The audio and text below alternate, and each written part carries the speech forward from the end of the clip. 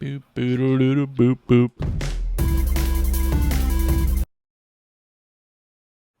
Kill that sound.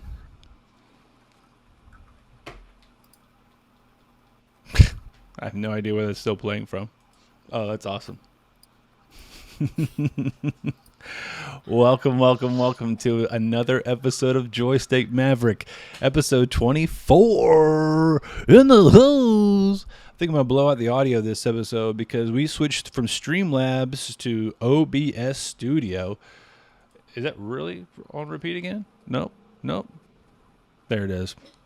Thanks, everybody, for joining us. Episode 24. This is going to be what I'm calling the Hanukkah, Cowboy Bebop, and Hawkeye episode. This should be fun. Let me see. Mute. Bam. You know what it's a new system about having it's to check 4 different streams is hearing yourself on 4 different streams and not figuring out which tab to close fast enough. I could not figure that out for the life of me. So, hey, everybody. How's it going? Hi. Thumbs up from me. Can you not hear us? I think Ernie's. Ernie can't hear us. He doesn't even have a cord this time to disconnect.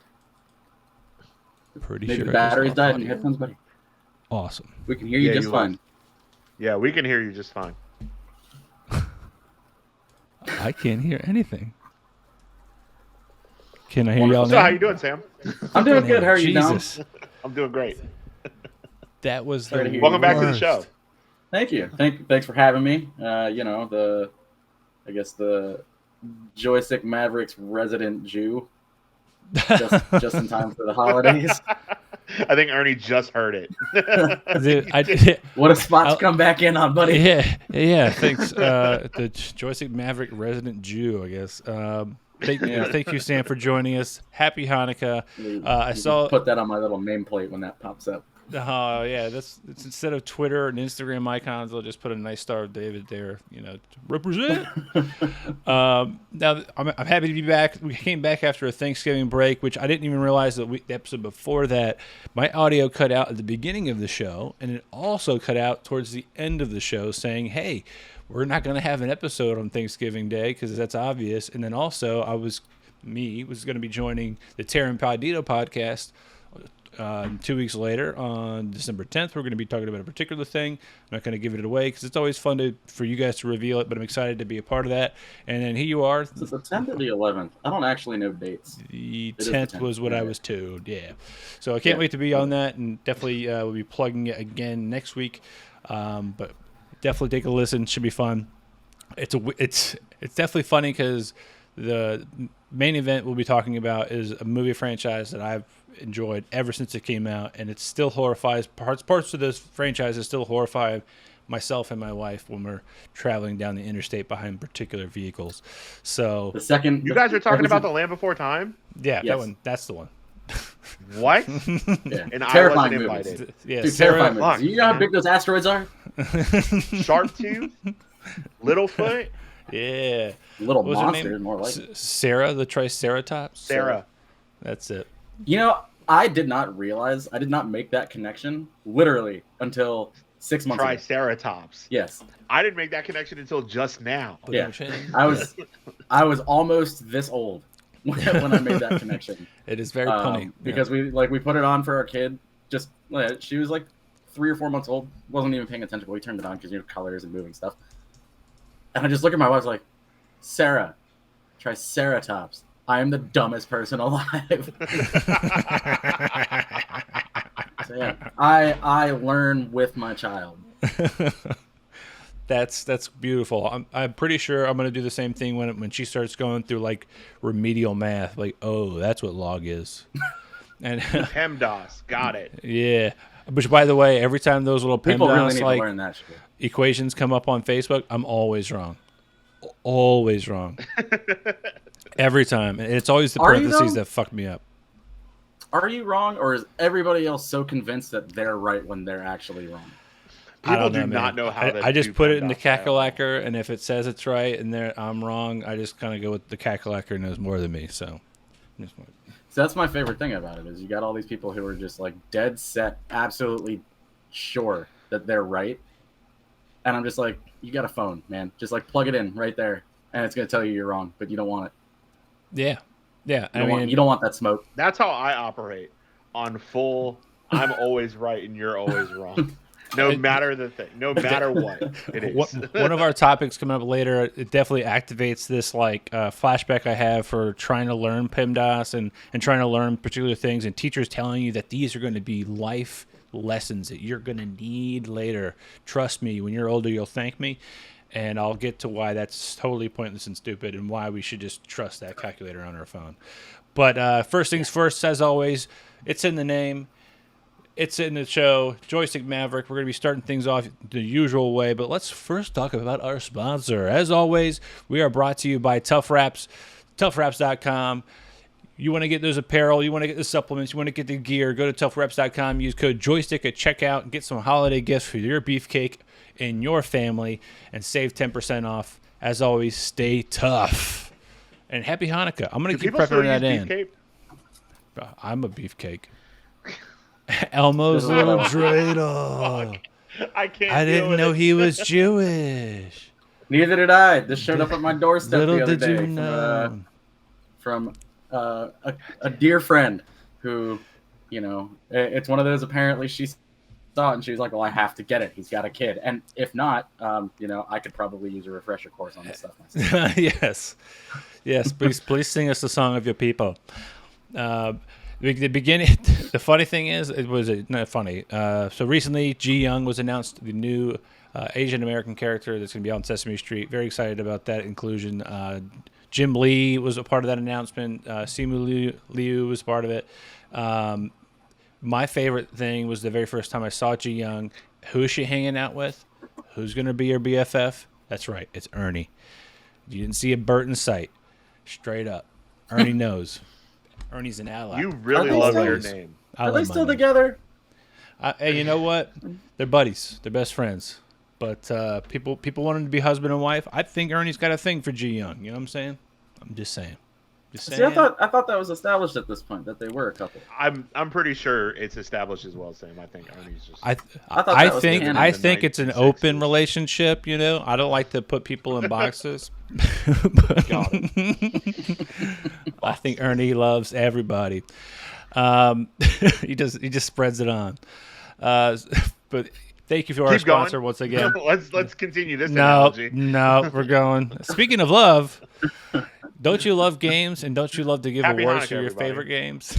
This week in State of Gaming, we are kicking things off with the Game Awards. This is okay. So correct me if I'm wrong. Game Awards happens like throughout the year a bunch of times, right? I think Jeff Knightley. No, just once a time.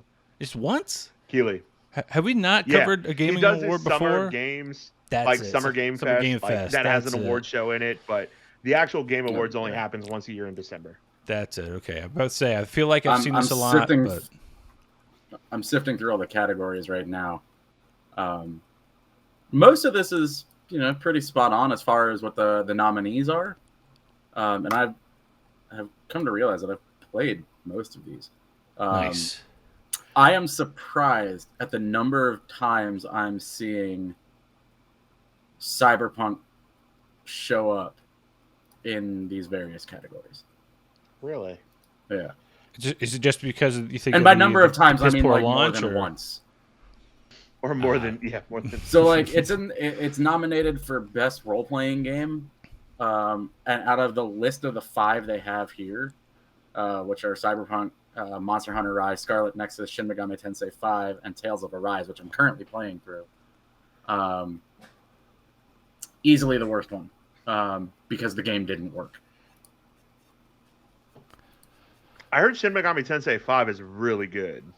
That's what I've heard too. I haven't played any of those in that franchise though, so like my it's buddy's kinda playing it lost on right me. now, and he says it's fucking awesome. So I will bring up that noteworthy things here. Sting will perform, which is insane because I didn't even realize he actually had a song from Arcane, which is pretty dope. Simu Liu will be presenting. And evidently, there's supposed to be some game reveals potentially a Breath of the Wild sequel, Fable, BioShock 4, World of Warcraft on consoles. There's a footnote in here from our man in the chair. Not if Kotick is still CEO, not for Mike. And then this new Santa Monica game post, God of War, Ragnarok potentially. But the Game of the Year nominees are Deathloop, It Takes Two, Metroid Dread, Psychonauts 2, Ratchet & Clank, Rift Apart, and Resident Evil Village. To me, I'm actually really excited to see that there's at least 2 games on here that are like the first of their, like, not necessarily a franchise, but the first of their name. Whereas like Metroid Dread, Psychonauts, all these other are obviously building off of a kind of a base of a franchise. I'll give a little bit of leeway to Psychonauts too, though, because how old is the first one and people have been 20 years old? Yeah, like 2 people have been decades, begging yeah. and pleading for this game. Like, Yeah. there's a whole new generation that doesn't even know about Psychonauts 1 that knows about this game. So I'll give them that. But I am playing through Deathloop right now also, and that game is legitimately dope. I heard it was incredible. That's what I hear. And I just haven't played it. It's really, really cool. And it's really nice and refreshing to see a studio like Bethesda that everybody knows for their like bread and butter franchises take a big swing at like a brand new IP and just absolutely knock it out of the park. That's Mike awesome. Whatever just pointed out that just got Imagine ripped Dragons apart. does the theme to Arcane, by the way, which is the second time I've We're heard gonna talk Imagine about Arcane. Dragons brought up today. It's true. And we're going to talk about both of those instances today. That's right. I know exactly what you're talking about. Bro, I'm pretty sure Mahaffey, if you could type in a Russian accent, would have just said, and we all know that Imagine Dragons is awesome, right, bro? Because, yes, we're going to talk about that in the final round. I like Imagine Dragons. They're like the Nickelback of Gen Z. Yes. But Yes. Them and like Coldplay, they're all just their lumped shit in that, sounds the like, same.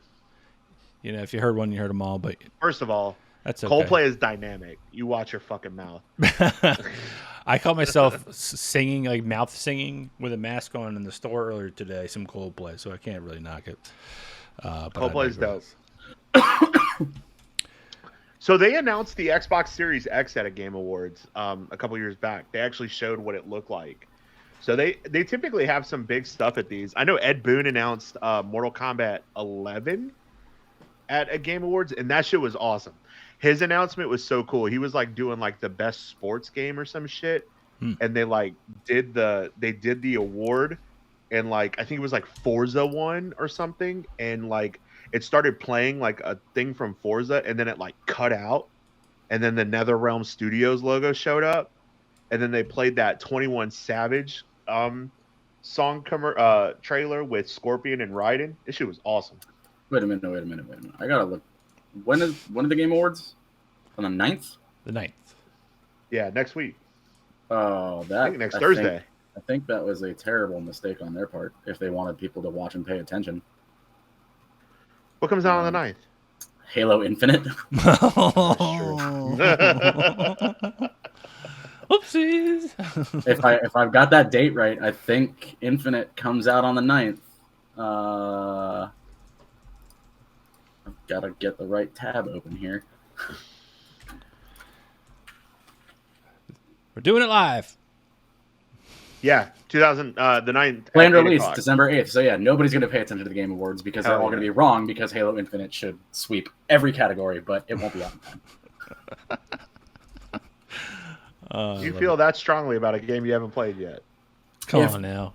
You know it's going to happen. If the campaign is as good as the multiplayer is, then Yes, I think I'm absolutely. with you because the multiplayer is fucking dope. The only thing about the multiplayer I haven't liked is how slow the progression is, and the fact that so much of that stuff is Locked behind the battle pass or whatever. is locked in the paywall. It feels like Halo though. It feels like Halo, but snappier and faster. And I fucking it love feels great. It's the first time I've ever been decent at Halo multiplayer. There you go. Nice. Is that a high bar or a low bar? That's for Medium. me. That's for me. It's a low bar. For me, it's a high bar. For most other people, it's a really low bar. There you go. Nice. Not most other people. I think everybody on this, it would be a high. It would be. We're where you're at. This is the first time I've ever been able to consistently get headshots with the sniper rifle in any Halo game. Period. See, I'm coming off of Destiny 2, where like I snipe in Destiny 2, and I'm really excited about getting into Halo because the aim assist is fucking amazing. Yeah. But the Game Awards, I mean, the Game Awards will be cool. I haven't played really anything this year, unfortunately. I really haven't. Of the Game of the Year nominations, I've only played Dread, my Metroid Dread, and that was even a little bit. I did just buy Rift Apart, because it was on sale for Black Friday, because I do love the Ratchet and Clank games. But there's some cool, like, I mean, you know, you have under Best Narrative, you have Marvel's Guardians of the Galaxy. Art design has, audio design is Forza Horizon 5, which is incredible. I played that. That's what I was playing right before the stream started. It's so good. I mean, that's like, I can't get a Series X. I played it on PC. Yeah. Game Pass. Baby. And it's so good. I love it so much. So what do you guys know about this game in general? About which one? The next one, Final Fantasy 14 Endwalker. Endwalker? 14? Yeah, it's the next expansion. It comes out tonight, doesn't it? Yeah. Early access is tonight. So this takes place on the moon. Yeah. Oh, the moon or just in general moon? I'm not familiar with the Final Fantasy Online. So yeah. Yeah. So according to our little sound bites here, yeah, it officially releases on the 7th of December, a day that we should never forget. But again, I haven't played any of the Final Fantasy Online. So as far as Endwalker can do, beginning Walker or Slow Walker, I have no clue. I played some of it. It just kind of fell into the same category as every other MMO for me. Like, it had my attention for a little bit, and I think a little bit more because it was Final Fantasy. Yeah, gotcha.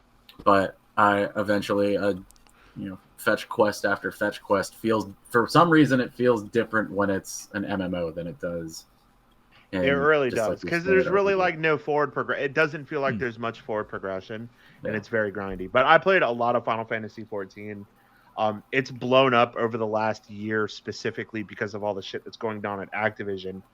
People are like in droves leaving World of Warcraft and going to Final Fantasy 14. Well, now they're all heading back because the seasons of Mastery. Right, now they're all coming because, Season of Mastery and then 9.2 coming out soon. But Final Fantasy 14, Endwalker looks really cool. They're adding 2 new classes, the Sage and the Reaper. Sage is like a ranged healer, and then the Reaper is another melee DPS class with a little bit of a caster thing, kind of like what they did with Red Mage when Red Mage came out. It continues the story. It like I said, it takes place on the moon. It's the next Final Fantasy 14 expansion. People are super excited about it. I watched the trailers for it and I was like, this looks fucking cool. And every single time I subscribe to Final Fantasy, I subscribe for a month. I log in once and I'm like, hey, this is cool. And then I'm like, fuck, I don't know what to do and I don't have anybody to play with. So I end up logging out and then not playing it. So the expansions are paywalled though, right? Like you have to pay for that. Because the one thing I do have to say that I thought was really cool about Final Fantasy 14 at least, is, I think by the time I started playing was it Shadow Realm? Is that something? Shadowbringers. That was already out when I first started playing. So if I didn't mind, which me and all the folks I was playing with didn't care, save for like one person, that we didn't have access to that content. There's like 1,000 hours worth of gameplay that you get just for free. Yeah. You get like all of A Realm Reborn. I think up to Heaven's Ward. Yeah. You get it for free. Yeah. Which is astounding that they did that because none of the other ones do that. And like I got really into New World for a while, but even that fizzled out just because, I'm close to endgame and there's legitimately nothing to do. And the game's broken. Go figure, Amazon's first game would be broken. Yeah, it's their first effort, so I can't be too upset. It was $40 and there's no subscription model, which I also support. Final Fantasy 14 was. They should bring in Bobby Kotick to fix it. That's what I'm saying. He's gonna get outed at some he's gonna get the boot at some point, and I guarantee he ends up at Amazon Games. Speaking of Bobby Kotick, don't we have something to talk about? with Speaking Activision of- again. So coming right up. By the way, I apologize. I just realized you guys can't see the screen. I will remedy that here shortly. But That's okay. on the stream, we got Nintendo now going against Blizzard. So this is from a Fanbyte, an email sent by Nintendo of America President Doug Bowser. Yeah, that's really his name. Sent on Friday, November 19th, addresses the Activision-Blizzard report. The email went out to all levels of Nintendo of America, including internal development houses like Retro Studios and the newly acquired Next Level Games. Quote, along with all of you, I've been following the latest developments with Activision Blizzard and the ongoing reports of sexual harassment and toxicity at the company, Bowser says. I find these accounts distressing and disturbing. They run counter to my values as well as Nintendo's beliefs, values, and policies. Bowser goes on in the letter to kind of explain that Nintendo's committed to having an open and inclusive workplace where all are welcome. Yeah, no shit. I would hope that's where we would go with that. He says that he has been in contact with Activision and they have taken action and are assessing others. There's no clarity, I guess, in the email what the action is. It could just be like, why do you do that? You know, that's an action. Like, oh man, we were going to bring it to the Switch and now we can't. But in closing, he says every company in the industry must create an environment where everyone is respected and treated as equals and where all understand the consequences of not doing so. So, yeah, I feel like when I heard this break and we all kind of talked about it internally, I was like, yeah, a little bit too late, kind of. You know, it's like, yeah, no shit. You should probably have, I don't know, addressed this sooner, you know, where you been. Everybody else is kind of addressing it already, and I think the minute like Xbox came out and that made like a big splash, like, "Hey, we don't support this," then all of a sudden it was like, "Yeah, Nintendo's." Phil Spencer pretty much said, in. "Fuck Activision." Yeah, all my homies hate Activision. Pretty much, and I'm trying to find the company that's doubling down on supporting Activision right now. Like, I want to find like all of these companies are coming out and saying like this is terrible and all that stuff, but like I want a company to come out and be like, "There you go." No. Who are their board members? What companies do their board members work at? This is how we Google on live TV. What a director! Because that's the thing. Like, how funny is it that the head of Nintendo, his name is Bowser? That is the best. You think that's a little on the nose? I mean, let's see. We got Revita Bowers, Robert Cordy, Hendrik Hartong II, Brian Kelly. Bobby Bitch Boy, Barry Meyer, Peter Nolan, Don Ostroff. Trying to see if there's any. Are there any outside of the company folks on their board? Not that I'm seeing. Which would make a total sense. There are some people like she is also a member. Like some people like are board members of other things like the Philharmonic or they've served on like Walt Disney's board and things like that. It's like these are obviously not like slouches by any means, right? But still, if all their resumes are this long, what happened?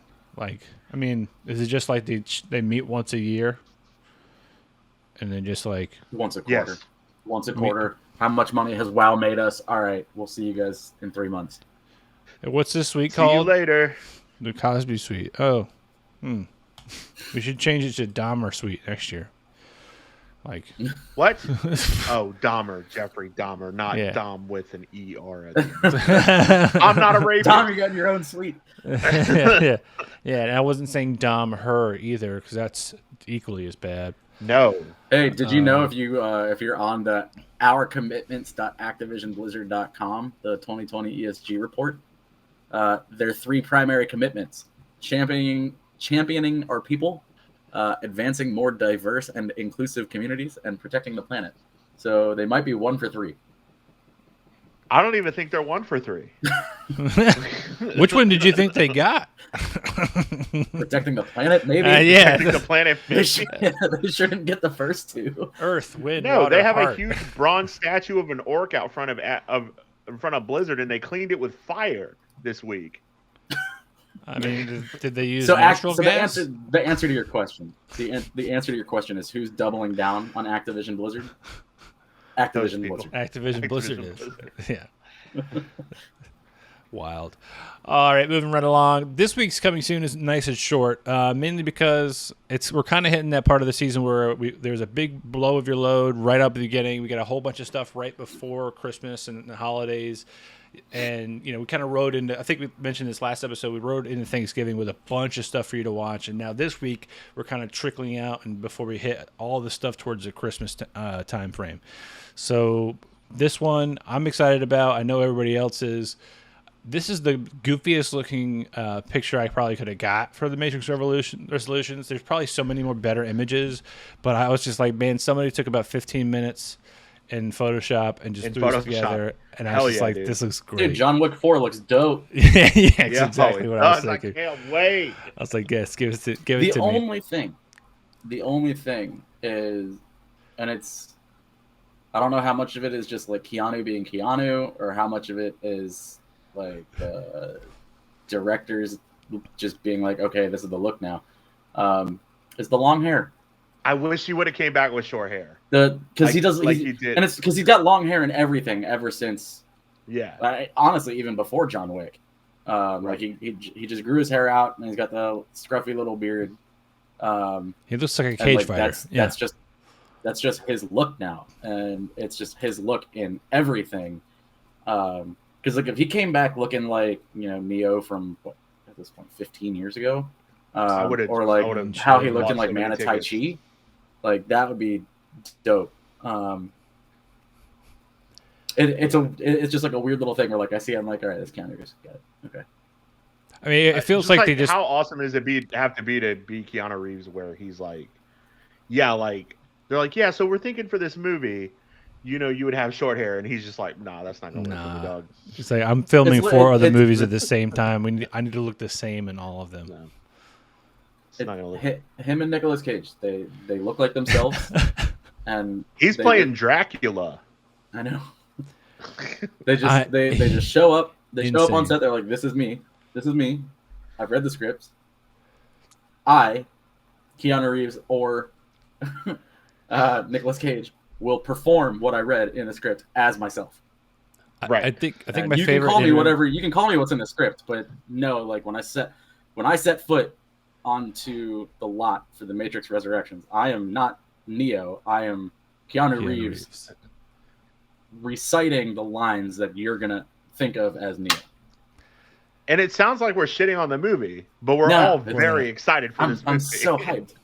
This movie looks so good. There was an interview recently with Nicolas Cage, and they were just talking about like, hey, so who do you think is like the best actor or like has hit the epitome of acting?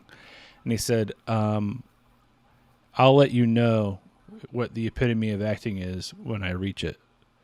Like saying that he just sets it was gonna be the standard of acting. Period. Like it was so confident, and it was. I think it was like right on the confidence in oneself. Like it was right on the heels of like him doing that movie Pig, which if you haven't watched it, fantastic movie. He does a great job. Just awesome being movie. insane. I just watched it. The movie was sweet, dude. Nobody fucks harder than Nicolas Cage. Nah. Like, well, maybe Keanu Nobody Reeves. fucks more or harder than Nicolas Cage. But just circle things back. Major Resurrections, plagued by strange memories, Neo's life takes an unexpected turn when he finds himself back inside the Matrix. I'm definitely stoked about this movie. I think we all just mentioned already. So there's a lot of parallels, which the recent little like 1 minute trailer teaser where you hear the deja vu usually means they've changed something, and when they do those crossover shots of just different characters doing the same exact motions and like the attention to detail there, that I could probably watch like 60 minutes of just them doing that over and over, like side by side. You're about to. My only fear though is this going to turn into what 2018's Halloween was, where it's just like an hour and a half or an hour and 45 minutes of just fan service to people that remember the originals? Or is it actually going to be like a movie? I think it'll be 50-50. It's got to be 50-50, right? The one thing that I've really appreciated about, I guess, the simulcast for streaming services while movies are in theaters is it gives me the opportunity to like watch it at home and then be like, all right, I need to now go see this, like, full screen, full audio, full everything, and see, like, the That real happened to me experience. with Dune. I was like, True. very much like, do I want to go see this in theaters? And then I watched it, and I was like, fuck, I gotta go see this in theaters. Yeah. And I had the opposite reaction with No Time to Die, the James Bond movie. I just watched that. I fucking paid to rent that, and I was like, yeah, I'm glad I didn't go see this. It's like almost 3 fucking hours long. It's so I mean, long. It could have been worse. So when we did the new Halloween for Terra Incognito, I watched it at home first, and On Peacock. then I was just like, shit. I was like, God damn it! Now I have to go see this in theaters. Really didn't want to. It's really bad. It's really bad, and I had to watch it. I had to pay for it the second time. I only love the movie because any character's name has a last name Hawkins, like the deputy Frank Hawkins. I'm like, I'm in. Yeah. Like that's you just. Yeah, you don't I mean, have to Ernie really loves do a his lot. name. I Dude, love I it so love much. my name. I love my name. And as awesome as that Deja Vu trailer is, it gives me a little bit of that, like, sitting on edge. Like, my spidey sense is tingling a little bit. Like, is this really just going to be a 2-hour fan service movie with, like, some cool cinematography? Or is this actually going to drive the story forward? Well, let me ask you this: how many? There's no fucking way it's driving the story forward. Do you guys still have like YouTube TV or any like services like that where you get commercials? Yeah, I've got Hulu TV. There's one or two things that we have that we still get. But there are ads, right? So like my question is, how many ads? I have think you it's seen actually for, Hulu TV. I think it's just like the NFL. I think it's whenever we're watching football, we see ads. Like how often are you seeing ads for this movie though? Even like on your like YouTube ads and that kind of stuff. I'm not seeing a lot, which is usually my indicator that it's going to be a great movie. Like, so I've got a lot of such ad blockers running. You're not. I can't So gauge. I've got a lot of ad blockers running, so I can't I don't see anything on like if I'm on my computer or I'm on my phone, I can't even an ad can't even run on my device. The only time I've seen commercials for this is when we're watching football, and I have seen commercials the last 2 weekends, maybe 3 weekends. See, that's not bad. About a month out, I'll give you a month out. But if it is like 3 months out, like I didn't see a lot. If I'm being honest, I didn't see a lot of ads for Shang-Chi, which it ended up being a banger, and it was a huge poorly movie, right? marketed that movie. It's the same thing with like Apple TV and some of their big ones. I mean, granted, Apple TV, they don't really have to do a lot. If you have Apple TV, you're just going to see it. But like Foundation, there was no ads for that. That was a banger of a show, season 1. But so I kind of gauge it on that. I heard that. Yeah, I've got Apple TV. I heard about that show after the fact. I never heard anything about it leading up to it. It's so like my growing up, my perfect example was that first Hulk movie with Eric Bana. That shit was everywhere. Burger King, 7-Eleven, anything that was owned by Pepsi. I still got a 7-Eleven cup with that Hulk on it.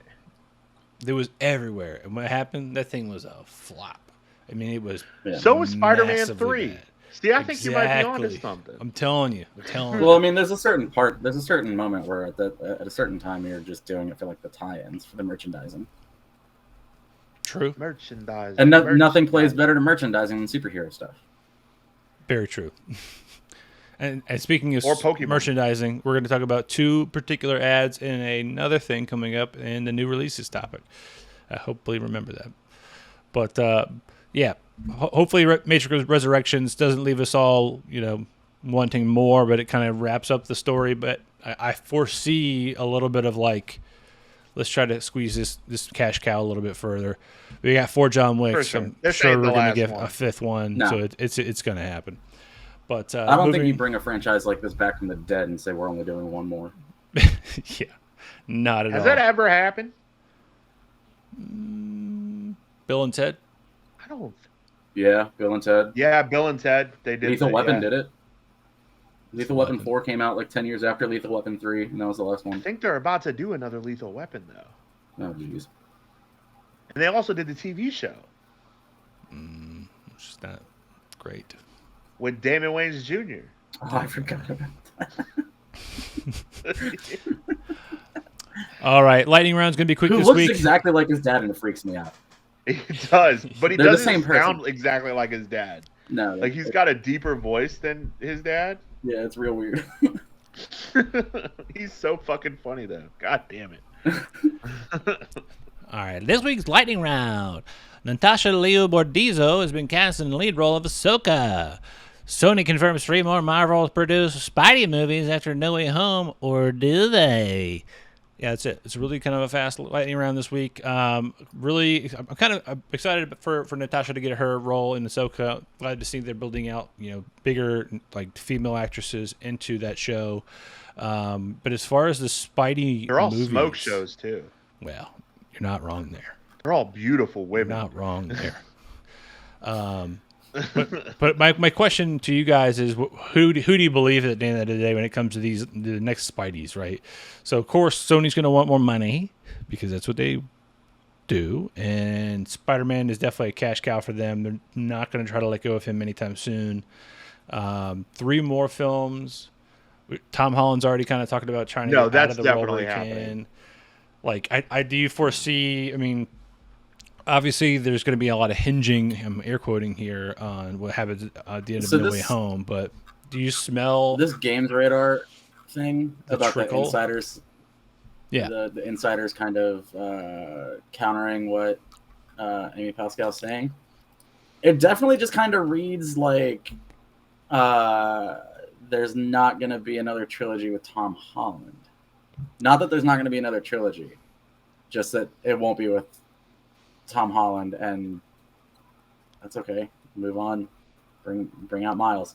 Yeah. No, well, I agree. Bring out Miles, first of all. Mm-hmm. But they're going to start throwing RDJ money at fucking Holland. So, like, I'm sure he's sticking. Really? You think that much? Oh, yeah. He was like the highest paid actor on Earth for like 5 straight years. Kevin Feige already said that fucking Holland's like the next Iron Man of the Marvel Universe. He's like the glue that holds it together. No. So if he's even thinking about leaving, he does not I'm sure have they're going to start throwing He doesn't RDJ have the money life in. history to I know that. He's not Robert Downey Jr. He's a child. Yeah, he's got to have a drug addiction before he hits that level. Yeah. No one's had a comeback. He's got to have a story real like redemption fucking arc. Robert Downey Jr. And don't, like I like Tom Holland Spider-Man. I think Tom Holland is a very good Spider-Man. But I mean, I could foresee him being like a mentor. Robert Downey Jr. Yeah, I mean, he Robert could be Downey like Jr. built the MCU. for sure.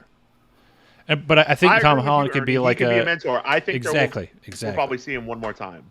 We'll see him, and then all of a sudden he does like the RDJ thing where he shows up, he does a little something, he gives some like word of encouragement, and then he's out of wasn't there. the whole wasn't I feel like I remember a couple of years ago when they were talking about I guess leading into Endgame and figuring out what to do because Robert Downey Jr. was making so much money. Was they were trying to figure out ways to kind of get around that, and you could still have Iron Man, and he could do his voice in the booth. You just would never see his actual face. You do the same thing with Tom Holland. That's true. Have a stand-in as your mentor Spider-Man for Miles, and then just have Tom come in, record his lines in a booth, but you never see his face because you don't need to, and then they save a whole bunch of money. Real quick, Mike Mahaffey, shut the fuck up. Real quick, Mike Mahaffey, shut the fuck up. I know. I already said that you were right. I get it. We got it. So for those listening, chat, Mike whatever just said, "Hey, I said that Amy Pascal only confirmed that Tom Holland was going to be in the next Spider-Man movie." He said, "Weird. I think I said that to Dom." So it looks like there have been. That's why Dom is throwing all the shade into chat here. Nice. Well done. Come in here and defend yourself. Thanks, I have a microphone. You don't. Up here next week. Oh shit! Ooh, those fighting words. I have a trash microphone tonight. I don't even have a good one on here. Yeah. I have no idea what I sound here. like. I probably sound completely different than I usually do. There you go. And again, pictures of the lovely Miss Natasha Liu Bordizzo for Ahsoka, and then another little screen grab going, "Oh, it's Tom Holland, Sony, boop boop." But new releases. So this week, new releases. There again. Last week, 2 weeks ago, one episode ago. There were so many things coming into the Thanksgiving holiday. even though we had 2 weeks, I'm telling you, I didn't have enough time to watch all this shit. Like, there's so much, and most of these are like series, or multiple episodes. I like how did he just try to FaceTime me? Did he FaceTime you? No, he didn't. This Maybe it might was an try to get accident. onto He the probably episode buzzed out. by FaceTime. He's trying to get on the episode by face. Don't let him on. FaceTime me again, please. This is good content. Just hold it up to the camera. FaceTime me back there, Mike. Whatever. He didn't like what I said. That's why. This is He didn't like what I said at all. He just wants to get don't on the like screen being and tell told Dom to that. shut up. Yeah, he can tell me to shut up all he wants. Let's see if we can get him. Punk ass.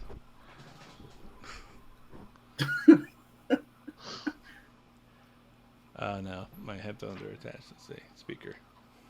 Yep. See. So I'm here to defend myself. No, you don't get to do that. You don't get to This is just call magical. in whenever you feel like. Dominic. This is a live show. Yeah, What? live call-ins though. I Nothing. support it. All right. What's up? What do you got to say? Dominic. I can hear you. He can't hear us. All right. He can hear you. I got my headphones in, so just talk got all the it, got trash. it. So yeah, I'm here to defend myself. Go ahead. Either praise me or shut up. I know you can't hear me, so you can see that. Kate Bishop did with Hawkeye. There you go. There we go. So this is a live. This is like a live call-in for a radio show in the 21st century. Thanks, buddy. This is awesome. I'm in favor of this. If you know any of us, you want to jump in the show, feel free to call in. The number is 555. Stay alive. Moving right along. This week on new releases, we're going to start off with one alphabetically in the first order here. Arcane, which I guess is a part of the League of Legends universe. Thankfully, never played the game League of Legends, and I Me neither. have no idea what's happening in this show. I hear good things, though. The plot is basically amidst the escalating unrest between the advanced utopian city of Piltover and the Squalid, which I'm assuming is a group of people, repressed under city of Zwan, Sisters V and Jinx find themselves on opposing sides of a war, sides of a war over twisted ideologies and arcane technology. That was a lot. That was a big sentence that should have been two. And those are some SAT words. Yeah, opposing real hard. I mean, it definitely it's Ideology.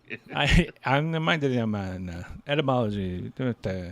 But yeah, so at least the visuals look pretty cool. I hear a lot of good things about the show in general. I know Mahaffey was a fan of the show. I think Sean might have even said he started kind of watching it a little bit. But it's on Netflix. I had to go with it. I've seen it kind of pop up in the top 10 here or there. It didn't have my attention right away because Cowboy Bebop was the bigger kind of draw, I think, from last week, which is our next subject. But what did you guys hear about this, if anything? My understanding is this is like the anti-Witcher. You don't need to have played the game at all to know what's going on in the show, and I've heard the show is fantastic. Okay. I just watched the first episode like 5 minutes before we started. And I agree. I don't know shit about League of Legends, but the story is easy to follow. The voice acting is exceptional because it's Haley Steinfeld is the main character. She plays V, but almost everybody else are mainstays of voice acting in games. Nice. I think like Yuri Lowenthal's a character. Like we were going through it and it's awesome. And the animation's fucking beautiful. And the music is off the chain. Like I said before, I like Imagine Dragons, and then it's the opening song, but the whole score for the whole show is really great. And then Sting, I guess, has got a song in the show too. So, shit. I mean, Riot's got fucking money. Riot, they can throw as much money as they want at this. League of Legends is a goddamn cash cow, and Valorant is no slouch either at this point. True. It's really cool. I was gonna say it was a good enough trailer that even my other half wants to watch it, and she's not an air quote cartoon person, so I mean, it's gotta be something. Ashley was the same. Ashley saw it we were trying to figure out what the hell to watch because we had watched Hawkeye and everything, and we were just sitting on the couch, and I was like, I don't have enough time for a movie. So we started scrolling through Netflix, and she saw the trailer for this, and she's like, this looks fucking cool. So we put on the first episode, and it was awesome. Bang on. All right, this one I But think the next shit is the shit. I think, yeah, this is going to be for both of you guys. I watched the first 2 episodes. I've got opinions. They're probably not popular ones, but it's because I don't, you're gonna shit on this like you shit on Eternals? No, I'm not going to do what I did last time go with my opinion first because I had the last sentence. So you guys go for it and convince me why. I'll set the bar here because I'm going to look up exactly what I said to you guys. You did say something very poignant. I want to hear it again. Yeah. So, a lot of the folks that I've seen hating on this, whether it's in comment sections, which is obviously the last place you should ever go for your reviews of any content, or just articles themselves. I think Kotaku had a pretty fucking terrible take on this show, but they have pretty terrible takes on a lot of things. The people that hate on this show that I've seen are either the folks that forgot the anime still exists, or the folks that thought Vicious was like peak cool 15 years ago. Did you say weebs and edgelords? I did say weebs and edgelords. You said weebs and edgelords specifically. Weebs and edgelords. And folks that also hate women getting a real story arc. Because the thing to keep in mind is a lot of the folks that are bitching about this, I don't know the last time they watched the anime. Vicious was only in like, I don't know, 4, 5, 6 episodes. And Julia was in even less. And they said maybe 30 lines combined. Yeah. So this show took these background characters and fleshed them out and like gave them a real life. And I think they did a fantastic job. I think the design that they went with for Vicious was fantastic. A lot of people were saying that he looked like I saw one comment I think on Reddit saying that he looked like the equivalent of a Walmart discount bin, but from your local like sex shop. Which that's the look I want. Which is fine, but like that's also what he looked like in the anime. So stop acting like it's anything different. Yeah. But the thing that really got me was the very end. One of the things that did bug me about the show was Ed was only ever really referenced. You never saw Ed until the very end of the show, or in the live action series. And they brought Ed out right at the end, who then teases the potentially not yet confirmed season 2 topic of them pretty much picking up where the movie is, which I loved. And I am absolutely here for it. And if they don't do it, if they back out of a second season of this because some weebs and edgelords are all pissy, and forget that like you can watch the anime whenever you want. If I don't get to see Vincent and the Golden Butterflies, I'm going to be very, very disappointed. I thought the acting was fantastic. I thought the music, Yoko Kanno crushed it, knocked it out of the park again. The set design was awesome. The show was great. I'm hyped for season 2. And I would even settle for a live action Cowboy if they followed the whole thing and then said, we're going to do a movie instead of a season 2. And we're pretty much just going to remake the anime, the movie. I'd be fine with that too. I want to see more of these folks in this universe, especially now that they've gotten to where they are. I don't have shit else to say. He summed it up. Like, that's exactly how I feel. I got to tell you, like I said, I'm only 2 episodes in. And coming off that trailer, right, where there's all these nice cutscenes and it seems pretty quick, I thought it was going to be a lot faster paced overall. And that's probably where I got disappointed. And my brain had to take a little time to go, that's not this kind of show, right? Like, yeah. I started to enjoy it again in like the wedding / church scene with the bathroom fight and him sitting there like just talking to him in his ear, and he's like that whole dialogue while he's getting the shit kind of kicked out of him or fighting that dude in the bathroom. that's where I got back into it. And I just wanted the double pump. I Yeah. just wanted the arm double pump in the bathroom. So like that's about where I stopped watching was what's his face got knocked the hell out in front of that church. So like to be fair, I had an expectation going in, which was my first mistake, right? So will I watch it? Yeah. Can I watch it while working or like doing something else? No. I've got to give it the due diligence of my attention. The same thing I think goes for Arcane and one of these next topics, Hellbound, that we'll be talking about, because obviously that's for a different subtitles. reason. Yeah. But I digress. So overall, I mean, I enjoyed the parts that I at least focused on. That's a good point, because I had a hard time tracking this show if I wasn't like solely focused on it. So I does agree with you on that. It jumps topics pretty quick. Like I thought I fell asleep or something, and I was like, okay, now we're near a plane. We're trying to shoot these people that are shooting at us, and there's a girl with vials in her belly or whatever, and I'm like, I don't understand what's happening. So like, where's my spoiler banner? But so it jumped around That a little bit. episode 1 is but- almost shot for shot from the It anime. is. Yeah. Which is like, again, That's I how should you have. do a good fan service. That's what I'm saying. So felt to Get that all one those, out of the way, and then get your original stuff going. all your weebs and edgelords, go procreate by yourselves. But next topic. Weebs this are is- the worst. weebs. I will go on record. Such a good word. Put me on- If I ever campaign for office, that is what my campaign is. Weebs are the worst. So Wheel of Time. I'm just we kidding. talked I about love this you, two episodes ago. It's on Amazon Prime. This is one of those. This and the next topic kind of had mentioned last week how I was worried about what the CGI is going to end up looking like. It definitely is a little bit more fun. My other half cannot stand the main actress, Rosamund Pike, because of the movie Gone Girl. And because of her She work, is such a bitch in that movie. and because Oh of her my work in God. a But I love Netflix her. movie recently, where she's basically like exploiting these older people as their power of attorney, and and of course I go like, yeah, you don't like that actress because she was so great at being hateable, like that's hard to separate. Like if you like, she did such a good job of portraying that character that you have a visceral reaction just to seeing her face.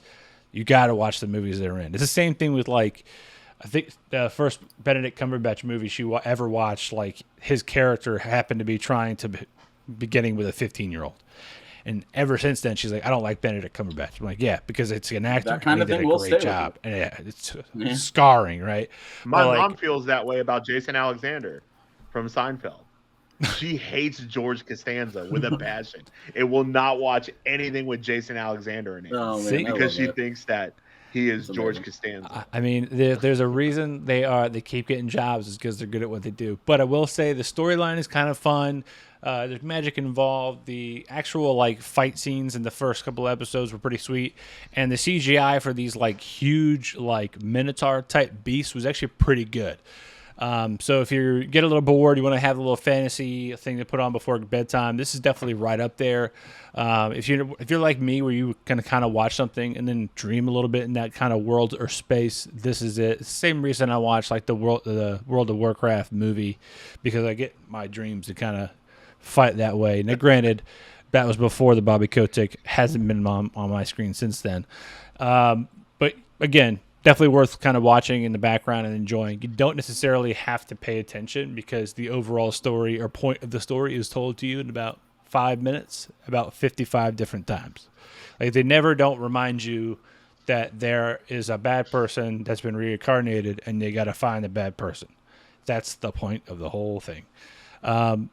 So leave it or take it, but at the same time, definitely worth watching if you got Amazon Prime. The next one, Hellbound. This is the one I couldn't watch if I'm trying to work. I've really got to sit there and give all the attention I want to. But this falls prey to my like personal taste in CGI. Like there's definitely the budget you see for television. And this, if people are watching right now, the smoke monsters that are shown in the image, like the quality that you're seeing in this kind of like wallpaper is kind of the quality you see in the smoke monsters. The lighting effects aren't quite where I want them to be. Having said that, everything else is pretty damn good. The acting, people being scared. I mean, there's a guy who is first being hunted in the first episode. He looks so scared, and he is getting the shit kicked out of him. I think you can see the actual pee coming out, like dripping down his lip. Yeah, like the snot and I want to blood talk about mixing Hellbound, together, but I like... need to go back to something you just said. Yeah, go for it. You got a problem with CGI, okay? Like you got a problem with this CGI because you're like you got some things about the CGI. You're a goddamn Doctor Who fan. Bro. That's the worst CGI in fucking television. Nah, see, here's the difference. I go into Doctor Who with an expectation of shipboard CGI, and I get pleasantly surprised every once in a while. This I went into... It is so goddamn bad. This is not a 60-plus year running show on a very low budget on the BBC. This is like a premiere from the Train to Busan team that I'm expecting. No, it's not though. That's the problem. Is you've got the wrong expectation. See, expectations ruin it. It is, but it's not. Reset my expectations. So, the Train to Busan team, like their CGI was a lot more practical effects than anything else. Yeah, and you can't really do giant smoke monsters with practical effects. Then they shouldn't have done smoke monsters. Well, so it's part of the comic, and so I don't know if either one of you have looked at the comic for this. No. So I've known about the comic for a while. I guess when this show first got announced that they were making it, they just recently, I guess like a month and a half ago, started releasing the comic on Webtoon in English, but they're only doing one episode a week. So where they are right now in the English version on Webtoon is, I think, like the end of episode 2 or maybe the middle of episode 3 of the show. There are, I think, 22 episodes is what they call them. Think of it like issues, I guess. I think there's like 22 issues total or something like that. So it's going to be a while before all of the English ones are done. But the show's been pretty faithful to what I've seen of the original Korean one, and then what I've read with the English translations. They did come out and say that like there's a big change at the end, the way this story ends versus the way it ends in the comics. But like design wise, the smoke monsters are actually, I think part of the issue that you might have is like you're expecting them to be more fleshed out, maybe, more realistic looking, but they look almost exactly like they do in the comics. Like they were designed to look how they were drawn. Okay. Which is really impressive. I mean, I think the other thing too for me at the beginning was very funny. It was like, hey, yeah, oh, do you believe this? Oh, it's got to be a hoax. Oh no, I totally believe it. And then 2 seconds later, massive havoc is brought on by these huge juggernaut smoke monsters. I'm like, how are people not believing it? Like they're literally just crushing, throwing dudes into vans. Like, oh, this definitely got to be a hoax. Like, what? Is this not happening all that? So I'm going to give it a full-on shot with all my attention, and I'm sure my opinion will change. I'm gonna give Doctor Who a shot, by the way, Ernie, and like you're gonna give it a shot. My wife really likes it. Ashley really likes it. Do it. And I know one of the things I'll suggest for Hellbound, because this is one of the few times that I tried to put the English dub on just so I could like hear it and kind of pay attention while I was working, and it just it didn't work out. But because it moves, the pacing is kind of slow, except for I guess the action sequences with the smoke monsters or when there's other side stuff going on. Take advantage of Netflix's speed up feature. Set it to like 1.25 or 1.5. If you do it that way, like if you're watching on your TV, or if you have I've got a plugin for Chrome that lets me kind of set my speed to whatever I want. But that has made a world of difference because the show does kind of move slowly. It is a little bit of a slog at times, but if you speed it up, it feels just right. Nice. That's cool. No, that's actually good. That's a good call I out. want to 'Cause watch it. I haven't heard much about it. if I see like, oh, we're just gonna be driving down the road, nobody's talking in anything, I'm like, bip bip bip bip bip bip. I'm jumping through it. The show's very good. The comic's very good. I think so. Netflix did this whole. There were a bunch of articles about how when this show first released, that it unseated Squid Game as like their #1 show on Netflix. Damn. I think a lot of that has to do with the fact that people saw Squid Game and they're like, some of these names look familiar. It's another Korean show. The last one I saw was fantastic. Let's watch this. They're completely different shows. The pacing is completely different. From what I've seen so far, Squid Game is the better show. But this has been really good so far. Nice. Cool. Well, there you go. If you haven't watched it, I'm give it ready a for shot. Battle Royale to come back. What, is that ever coming back? I hope so. The second one was terrible, but the first one was really good. Have you ever watched it? No. You ever watched Battle Royale? It was the Hunger Games before the Hunger Games. Yeah. The second one wasn't like the second one was not as good. No, but it was it was campy. Right. It was campy and dumb. Like the collars was silly, and then like storming the beach like it's Normandy or something. But yeah, that first one was legit. Yeah, the first If you've never seen it, Ernie, and you liked Squid Games, and the Hunger Games, Battle Royale watch it. Battle Royale was like the impetus for all of the like late aughts youth like YA novels about kids killing each other to survive in some dystopian hellhole. Yeah. Nice. Divergent, The Maze Runner. Yeah, all of that is just Battle Royale for all white, of that for is white kids. Just Battle Royale, but white people. Sounds right up my alley. It's really good. No, look, Battle Royale is dope, dude. Yeah, the first one's legit. It's like ultra violent and like, yeah. Have you guys ever? Okay, before we go on to the next one, a worthy note. I think it's called the Belford Project Experiment. The Belko Experiment. That's it. Yeah, the Belko Experiment. The movie's hilariously bad. It's so good. It's so good. It's a James Gunn movie. A bunch of famous faces in it. His brother Sean Gunn's in it. Michael Rooker's in it. Let's see, John C. McGinley from Scrubs is in it. I mean, it's long story short, a bunch of office workers get caught in an office building. All the windows just get covered in steel, and it's you have 1 hour to kill 10 people, or you start executing, and just antics. How come I've never heard of this fucking it's movie? so randomly that good. Sounds Dude. awesome. It came out in 2016. So it got marketed pretty well actually, but it was a pretty big flop. I like it. It was not a good movie, but it was definitely a fun movie. That's the point. It's like it's a bunch of faces. Like you're like, oh, I remember that guy from that thing. I remember that person from that one film. And then you're like, okay, how are they gonna kill each other with office supplies? Like, okay, this is gonna be great. Yes, let's go. But I digress. Yeah. The next one up, 8-Bit Christmas. We talked about it last week, and I'll be honest with you, Sam, you really sold me on it. I'm like watching it, make it a point to watch it. I started watching it with Michelle.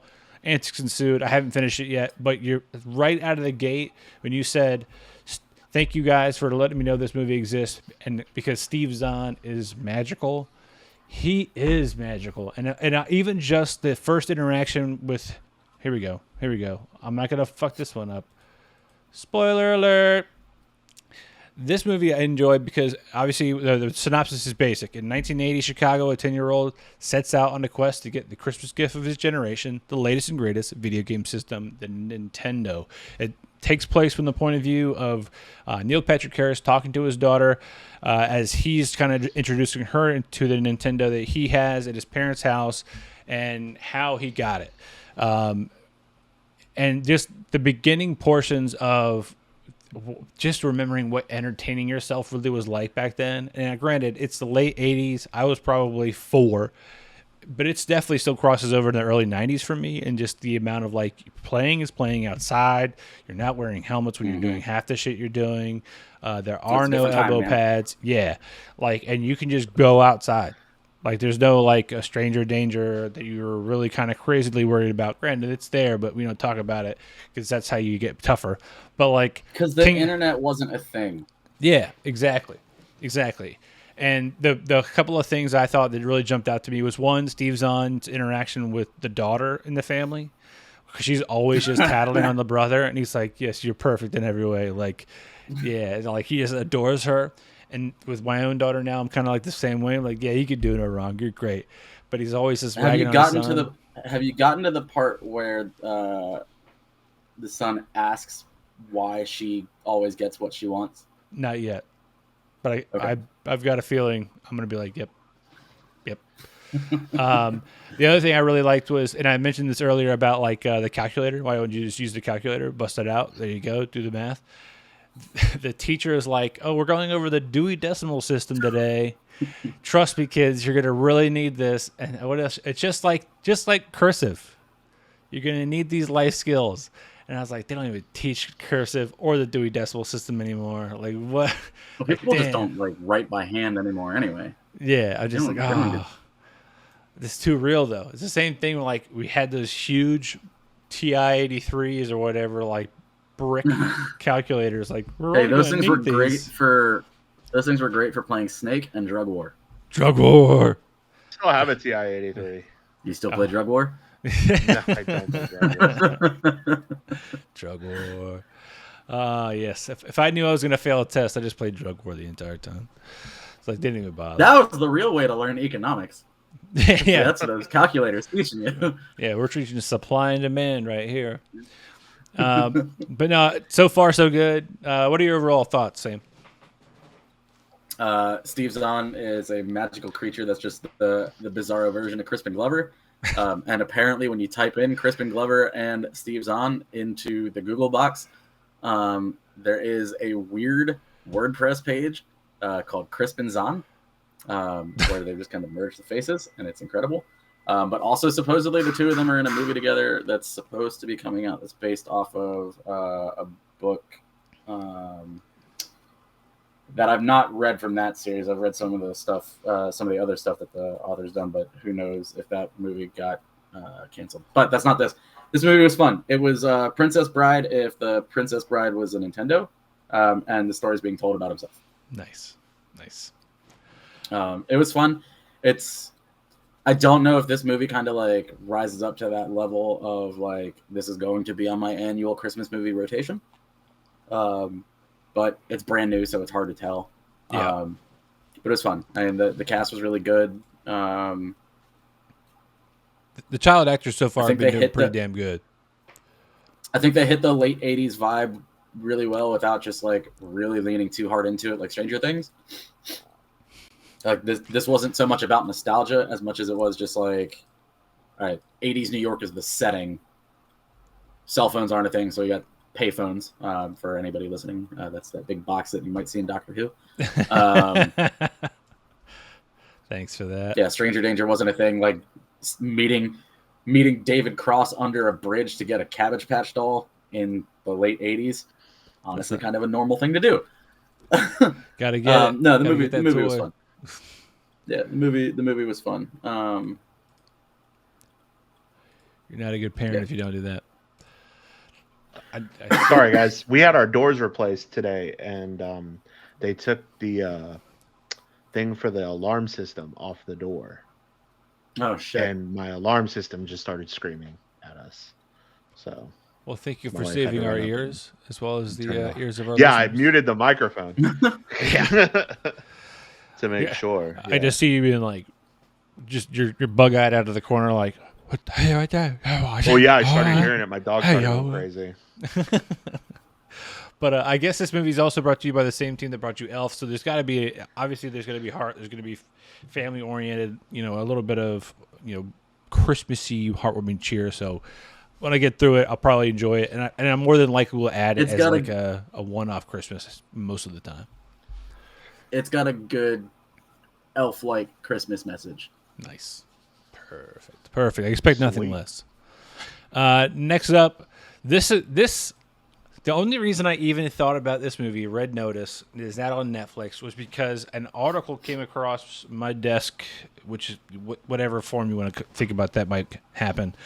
It was like Netflix has done something incredible where they just basically threw away the big release day. They were like, yeah, we don't really have to announce a big blockbuster film with big names like Ryan Reynolds and Dwayne The Rock Johnson, Gal Gadot. Like, it just, here it is. Like, here's a movie. And it was actually pretty damn fun. I'm not going to lie to you. I actually made a point to watch it today so I can speak to it now. It was, most of the time it was fun. There's going to be a couple of moments where, like, you see some things coming because it is supposed to be kind of a, not necessarily spy, but thief thriller. And I'm going to take off the spoiler banners because I'm going to try to avoid giving anything away. But my point is, I didn't get a lot of ads for this other than the social media accounts from the people involved in it.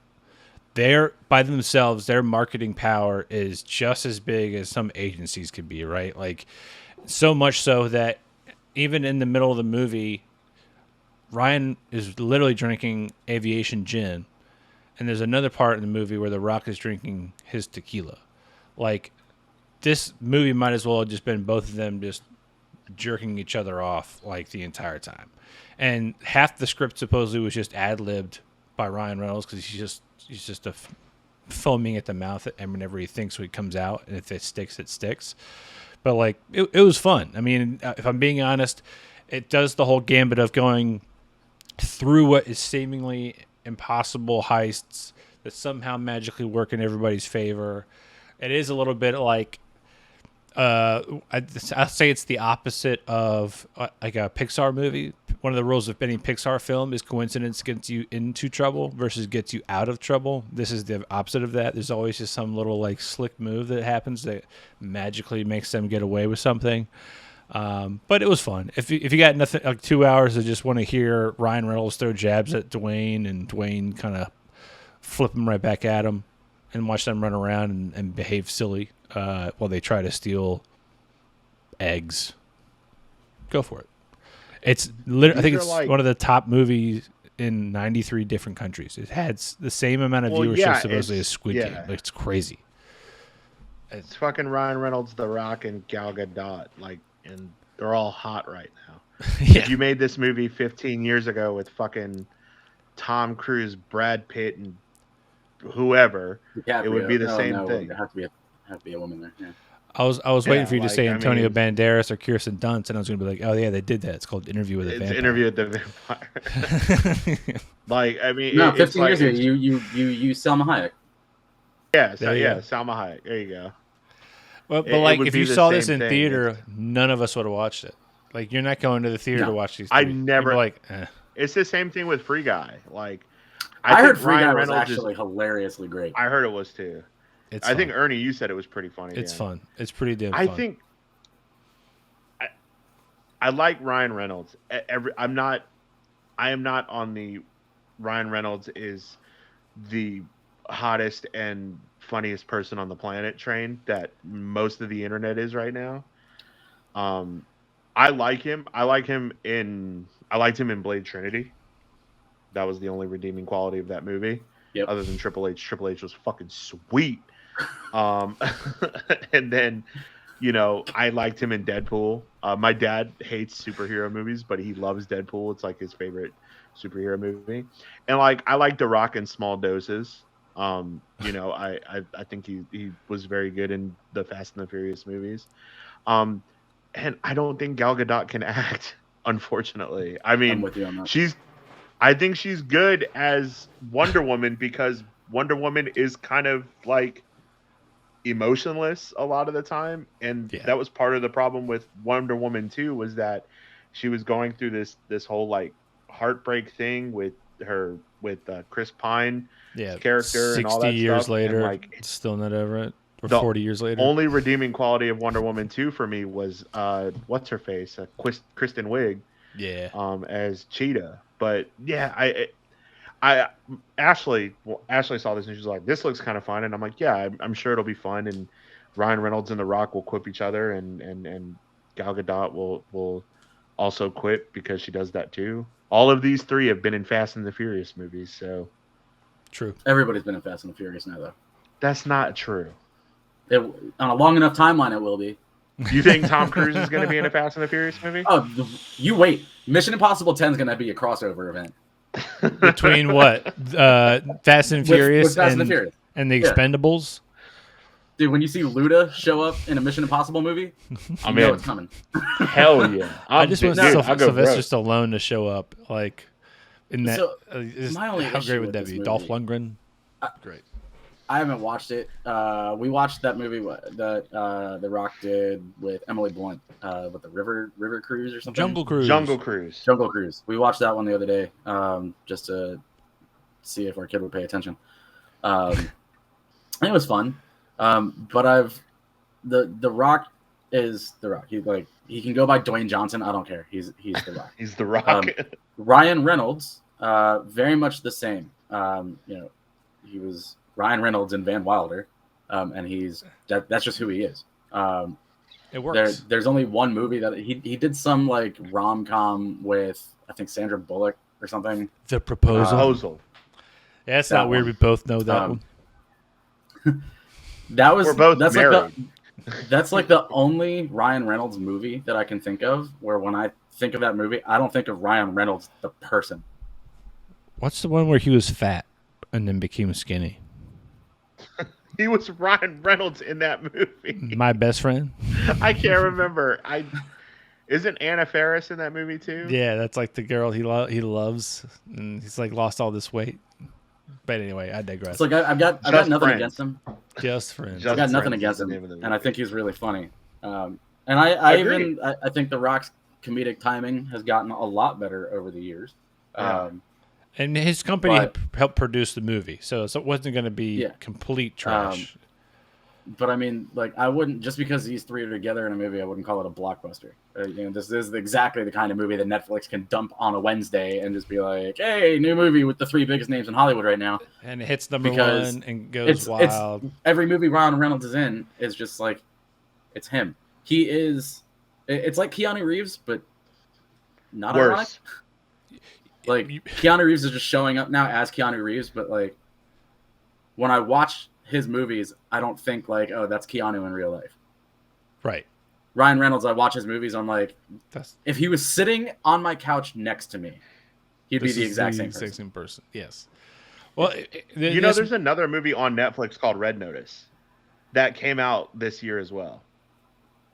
There's two Red Notices? Was it There's have Bruce two Red Willis and Notices. John Cusack in it? Like just as equally No. obscure, used to be A-list actors. And I was excited because I thought we were going to talk about that one because I watched that one. That's It's awesome. called SAS Red Notice, and it has Sam Heughan, Yep. the guy from Outlander. Outlander. in Yeah, it, we and literally the just talked girl about this the other week, right? Ruby Rose. Yeah, like, and that movie was fucking sweet. It's like the beginning, the birth of Black Swan or some shit, right? Yeah. Yeah, it was like Black. Yeah, the birth of Black Swan. Whatever it's called.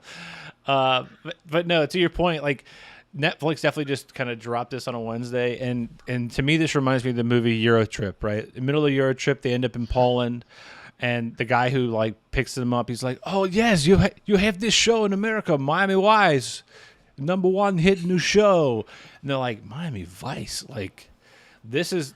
This is the exact same thing. These three are big, not just, they're big names here, but it's like you've heard, All Star by Smash Mouth now on the radio for 5 years. And you're like, God, if I ever hear that song again, I want to cut my wrist. We're kind of getting to that point with these three actors, but the rest of the world slowly is like not quite there yet. Like they're like, oh See, this shit, is the have you heard tricky this spot. new album, Astro Lounge from Smash Mouth? It's a banger. Like they're just getting to it. This is the tricky spot that Netflix is putting themselves in because they've gone through such a transformation in the last 2 years because of the streaming wars and everybody pulling their content from Netflix, that they've had to dump so much money into original content. And a lot of their stuff has gotten a lot better in the last 2 to 5 years when it comes to original content. But they're walking a really fine line with something like this because, when you got these three together, your bottom line is still really high worldwide because everybody knows these people, everybody loves these people. you also know the movie's not going to be that good. It can only be so good. And so Netflix is in a really precarious position because they need to like not be that company that just puts out like mediocre film after mediocre film after mediocre film, but they do really well because it's got all the highest paid actors in Hollywood in it. Yeah. And they don't have to have a lot of marketing, like I said. Yeah. What movie do you mostly watch? Yep. Okay, we've got somebody from the comments asking. They're saying that Netflix should. I'm going to call you out. Hey, Sean just said, "Hey, Netflix should go into porn." I said it. Even mediocre porn, we'd all watch it. But you know what you gonna do. So yeah, on that note, thanks, Sean. That's I love a good that we ice just break. spent like the last 15 minutes shitting on Ryan Reynolds. This is awesome. Like we're like the most polarizing people on the planet right now. Well, If That's anybody what I like the watches, guy. Yeah, I like the guy. I don't like I Jen, do and his too. Jen is good. I'll I give li- him that too. I his like Ryan is Reynolds like, as a of person. of the celebrity alcohols, Aviation Gin is probably the best one. What, you mean you don't like that Crystal Skull vodka from Dan Aykroyd? Or Casamigos, shitty ass. Is that tequila. from George Clooney? Who does that one?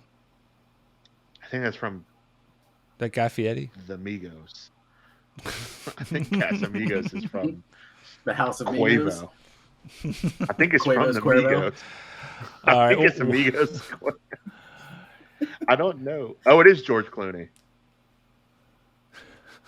That's stupid.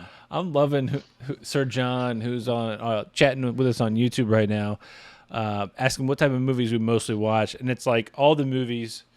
You know what movies I don't watch, Sir John, on YouTube chat? The movie that makes me want to cry or it feels depressed at all times. So there's a movie that you just hear it from the first tones. I do too. It's like womp womp. That's the one my movie my wife will somehow find, and she'll be holding the baby, and she'll be like, I don't know why Marco doesn't want to watch this film. I'm like, because I don't want to watch this film. This film sucks. I'm like, I walked in and I feel like I'm running out of wrist to cut right now. Like I don't have enough blood to bleed. Like it never ceases to amaze me. She will find the one film where like a baby gets hurt, a dog gets hurt, or something that just like I'm out. Or like, oh, immediately I don't want my shit with loved dogs. one dies. I'm out. That's the one thing I don't do. Is I don't There's watch That's the reason entire- my wife won't watch John Wick. We skip yeah. that part when we I watch skip. it. I have to She jump. My won't- wife She won't to even jump. watch. She won't watch the first movie at all because she knows about that scene. No, we I- skip that part. I watched a movie with Michael Fassbender, and I didn't realize that it was going to happen towards the end of the movie. Great movie, and all of a sudden I'm like, "Don't you do it? Don't you do it?" And it happens. I'm like, Fast forward. We're getting to the end. Just tell me what happens. I'm done with this movie. Done with this movie. But also, Sir John makes a good point. How much money do you have to put into porn? And those amateur videos are always the hottest. That's good to know. Thanks, Sir John. Think of all of the videos then that Netflix could put out and save all of that money that they're instead paying Ryan Reynolds to show up on set and be himself. They could buy an You entire. could pay Ryan Reynolds to show up on set to be himself. She looks like she's having a great time, and then just the next clip, he See, looks like that- he's enjoying that right himself. there is what they need to do. I would watch Just it. over and Ryan over. Reynolds mystery science theatering. Porn. Yeah, yeah, absolutely, most certainly. There's Netflix's next $1 billion idea. That is You're it. welcome, Netflix. If it She's ever gonna- happens, if I ever see Ryan Reynolds talking over some really bad porn, Someone should get her whoever some got Ryan lotion. Reynolds to do that. Like he just, it's including all he's if got to Ryan do. Reynolds decided to do it on his own. I'm Just gonna little sue him. jabs. I think she needs more fiber in her diet. Like that's all. He just whatever quips he comes in at the end. Yeah. Like this 2 girls 1 cup. More we're like 2 girls 1 yuck, and then just next. So moving right along. On that note, thanks to Tough Wraps once again being our sponsor. Just in time for the holidays, if you want to save 10% off your purchase for your loved one, go to toughwraps.com and at checkout enter in code Joystick for 10% off your purchase. Stay tough. Happy Hanukkah once again. I don't know if they're the ones saying Happy Hanukkah. I'm just going to say that we are because, I don't want to like assume people's appreciation, but Elmo's little Dreidel. little dreidel definitely appreciates Sesame it. Street is saying it. Tell me how to get to my little dreidel. What? I can't even.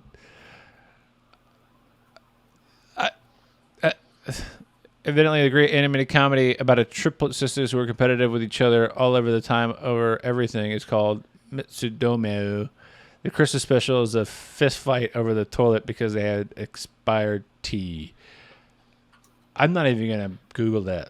Sir John, you're definitely doing the best to butt into this, and it's doing a fantastic job. This could be anybody, and they've got my attention. They're just saying the most ridiculous things. Moving right along, final round. On to some wholesome content. It's time for some Christmas fun. That's right. Hawkeye premiered last week. Two big episodes. Third one came out today. Sam, have you watched them? I'm not. Spoiler alerts. There's too much other stuff to watch right now. Spoilers. Why do people hate Jeremy Renner so much? I don't hate Is Jeremy it because Renner. of the app?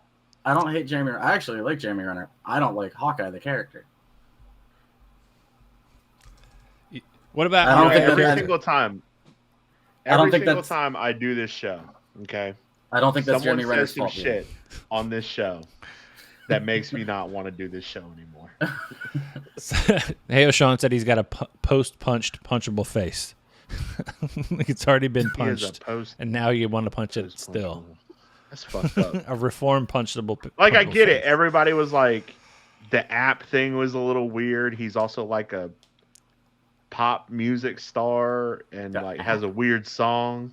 There was the Jeremy Renner app. Do you not know about? You should look this up. No, There's I don't think I know about the this. Jeremy Renner app. I heard The that Haley Steinfeld didn't like working with him because he kept singing his song on set, but I think that was a joke.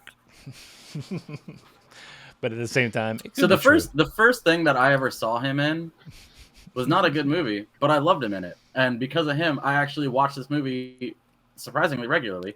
Was it SWAT. like movie. SWAT. That's nice. true. Oh man, I saw that in LL theaters. Cool J. Yeah, that movie's fucking dope. Samuel L. Jackson as like the grizzled captain. Yep. Hell yeah, He's that movie's black dope. and Jeremy he's Renner's angry. great in it. Yes. I got nothing against Jeremy Renner. I just don't like the character Hawkeye. I like the character Hawkeye because of the name. It's got part of my last name in it. See, I love my name. Jesus Christ. I'm full circle yet again. Starting with the goddamn name. Come on, Dominic. Don't say you don't love Fast and Furious because they say your name like 15 times and they scream it. I hate that fucking. I like those movies, but I hate the fact that his name is Dominic Do you because ban, people do that shit to me all the Do you time. ban Corona and the word family in your house? No, I like Corona. I drink Corona. I love Corona. And he But loves can get the hell family. out of here. Family can get the fuck out. The If plots anybody and- like our old fucking boss used to say, "I live my life a quarter mile at a time." Fucking used at Apple used to do that shit to me all the time. I'm like, shut the fuck up. My God, there are other people named Dominic. So John is from Albania. That's what's up. That's what's up. Oh no, Jeremy that's the Renner. name of the show. Love and Peace from Albania. It's a really good show. 2 seasons, 12 episodes each. Anime comedies are rare, but Mitsudomo is one of the great anime comedies. You know what? What's good from Albania? Is it early there or is it late? But I digress. Synopsis for Hawkeye. 1 year after the events of Avengers Endgame, Clint Barton must partner with Kate Bishop to confront enemies from his past as Ronin in order to get back to his family in time for Christmas. This just sounds like the beginnings of any kind of good Christmas film. I think they have one called I'll Be Home for Christmas, right? And Yep, Jonathan Taylor Thomas.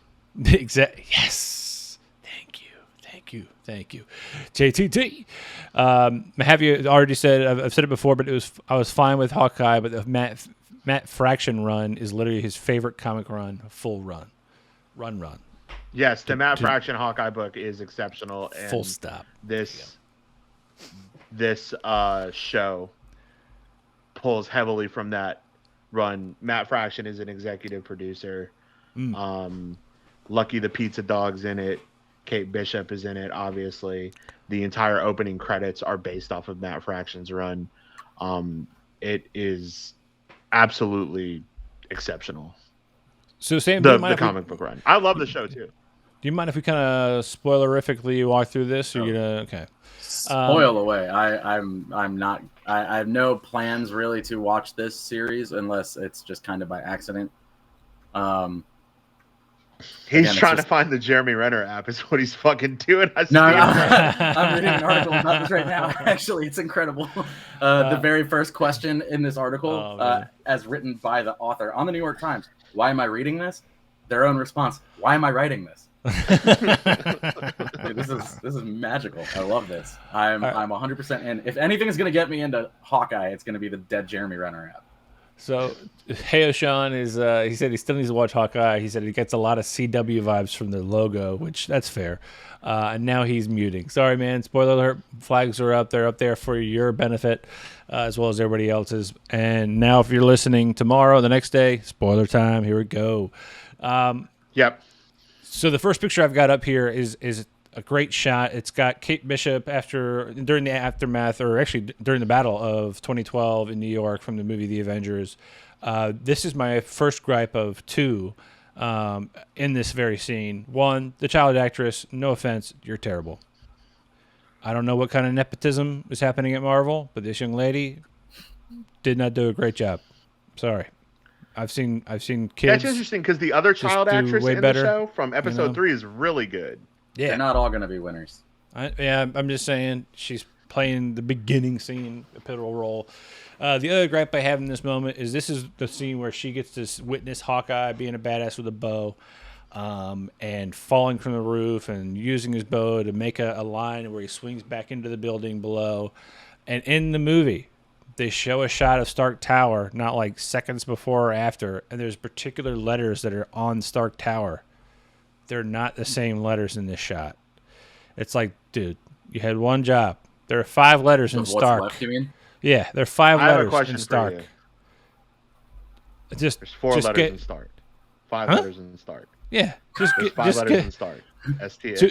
two of them are gone. I have a question for you about this. Just I magic. legit have a question for you. Yeah. Did you, Ernie Hawkins, notice this, or did you see a video of somebody on TikTok talking about it, and then it bothered you? I noticed that Stack was up, and I was like, Stack was never up there. And then All right. somebody pointed it out on TikTok the next day, and I was like, I fucking knew it. Because I don't remember ever seeing Stack. I only remember seeing, like, the A being there, or, like, maybe the ST and the A, but, like, that's it. I couldn't have told you if it was the S that was missing or the K, but Stack, I was like, nope, that's like a word. Maybe if the scene stretched out for like another 10 seconds, you'd see the K K falls just, like, off. comedically just fall down. For TikTok. But to be fair, yes, I did see it reinforced the next day on TikTok, which is fine. But it did I'm irk just me making in sure. the moment. Well, it irked. So not only did that, it's the same thing when we watched the movie The Nun, seeing that the letters in the background spell out the name of the demon in The Nun. And I was like, yeah, I noticed that too. But nobody's going to believe you after the fact. I'm like, yeah, it was on YouTube the next day during everybody's review. Yeah, unless you were like verified as the first person to say it online, Yeah. no one's gonna believe that you figured it out on your own. But like, there's a giant bookcase with no letters except for giant flipping letters. Like, there's only 4 or 5 letters, and later on, you're like, that's got to be important. It's one of those like, it's just it. Now, granted, if you're watching like which by the way, I love this is when people do this on like Fox News. I've never watched that channel, but CNN or whatever, and their books behind them in the bookcase spell out something like the first letters of all their books spell like "fuck Trump" or whatever. Those are always hilarious. I'm like, you put thought into that, and I appreciate you.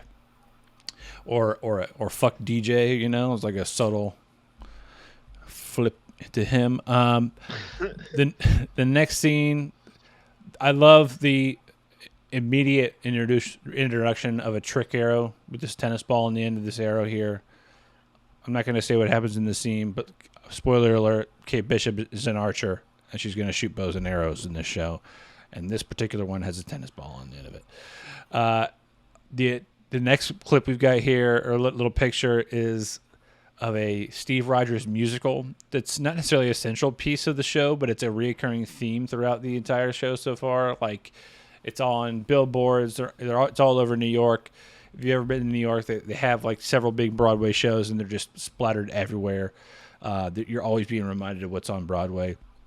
And my favorite little quip is like, you know who wasn't there? That guy, Ant-Man. And of course, and this one I did not think about. I was definitely like, oh yeah, that's right. Is somebody was like, actually, technically, Ant-Man was there because in Avengers Endgame, they go back in time to get the stones, and there's a moment where Ant-Man is standing there in New York in 2012 with Tony, Cap, and the Hulk, and he's like, okay, I'm gonna go. He goes with Iron Man to try to get the freaking Tesseract. So it's technically true. And somebody made a joke on TikTok who was like, imagine there's like a firefighter who like saw Ant-Man and he's like, dude, I'm telling you, Ant-Man was there. He was there helping the whole time because they just saw them shooting the shit in an alleyway somewhere. I'm like, that's funny. And that's how they got in there. And I'm only really kind of flipping through these just to kind of avoid too terrible of a spoiler, if that makes sense. And then we can kind of get back to a general summary. We got a family dinner here. This is very cute. This is kind of where we start getting a little bit of like the insight in the family aspect of the show. It's Christmas vibes, Christmas time. I'll be home for Christmas. This is what, Hawkeye, Jeremy Renner's fighting for. Here's a shot of Kate Bishop's mom and her new boyfriend, who, here's a spoiler, turns out to be the swordsman, who I guess is the mentor of Hawkeye. Little did I know. Didn't even know he had a mentor. So now it's like, okay, when are they going to meet in the show? And of course, here we go, Pizza Dog, a.k.a. Lucky. Lucky the pizza dog. That's a beautiful dog. It's a golden retriever, one eye, beautiful dog. Stop winking at me, buddy. Which is not crazy, but the regular golden retriever does not have one eye.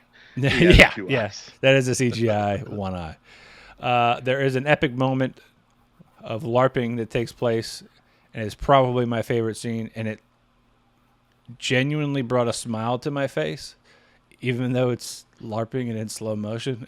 You can't not love every really second of it. It was just, I would watch this whole show just for this moment again. And if let me go back, I do also appreciate this young lady in the background wearing a mask. That's right, COVID's real. Thanks for wearing a mask. Be safe. And then here, I can't.